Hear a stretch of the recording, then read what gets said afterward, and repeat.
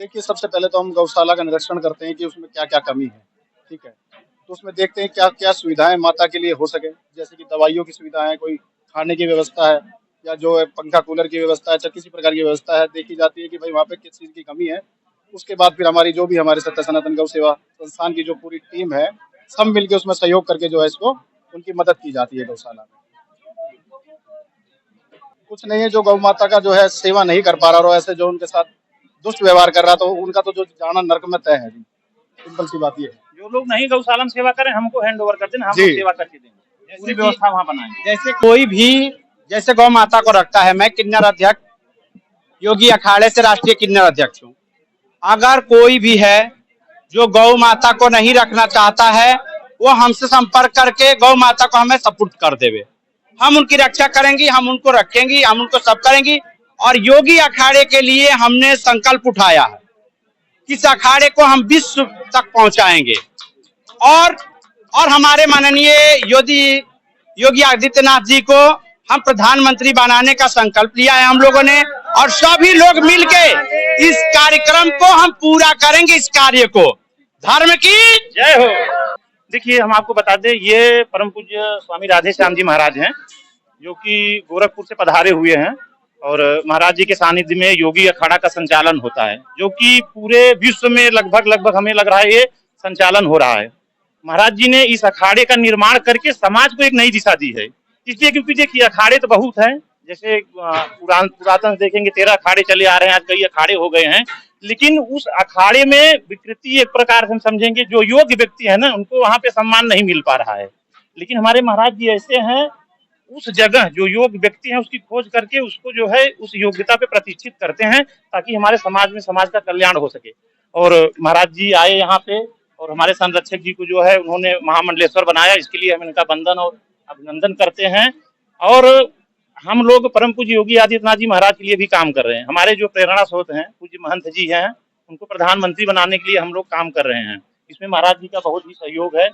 ये जो योगी अखाड़ा के तरफ से श्री श्री 1008 महामंडलेश्वर स्वामी उमा शंकर जी महाराज जी का पट्टाभिषेक हुआ है। समाज में यह संदेश जाता है महाराज जी के पट्टाभिषेक के माध्यम से कि आत्मा का कोई लिंग नहीं होता है, आत्मा का कनेक्शन परमात्मा से होता है और परमात्मा की कृपा सबके ऊपर समान रूप से बरसती है। बोलिए सत्य सनातन धर्म की जय। ये हमारे किन्नर समाज को योगी अखाड़े में जोड़ा गया है, क्योंकि ये काम वही सिद्ध होता है। जो किन्नर समाज है हमारे यहाँ परम पूजनीय माना जाता है। भगवान राम जब वनवास गए थे तो नर और नारियों को बोल दिए कि आप लोग वापस चले जाओ। किन्नर को कुछ बोले नहीं, किन्नर वहां पे 14 साल तक खड़े थे। और भगवान राम जब आए तो उनको बहुत पश्चाताप हुआ। वो बोले कि अरे आप लोग तो सबसे बड़े भक्त हैं हमारे, और 14 साल हमारा इंतजार किए हैं, तो सबसे पहले जो है कि किन्नरों का पूजन स्वयं भगवान राम करते हैं। इसलिए कि ये जिस अखाड़े में, जिस संगठन में, जिस संस्था में, जिस घर में कोई भी शुभ कार्य होता है, मंगल कार्य होता है, चाहे नया घर बनता है, चाहे घर में नया मेहमान आता है, और जहाँ पे किन्नर समाज का आगमन नहीं होता है वह कार्य अधूरा ही रहता है और वहाँ शुभता नहीं आती।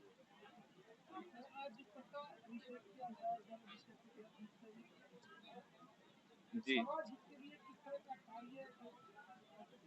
का देखिए मतलब होता है समाज में जो बिखराव है, जो समाज में बिखरे हुए लोग हैं। महामंडलेश्वर एक साधुओं में विशिष्ट, जिसको राजा कह सकते हैं, या विशिष्ट ज्ञान होता है, जिनके पास विशिष्ट योग होता है, विशिष्ट कर्म शैली होती है, समाज को जोड़े रखते हैं, दीन दुखियों की सेवा में रहते हैं, गाय की सुरक्षा करते हैं, और जो बिखरे हुए लोग उनकी घर वापसी भी होती है। तो ये कार्य होता है महामंडलेश्वर का।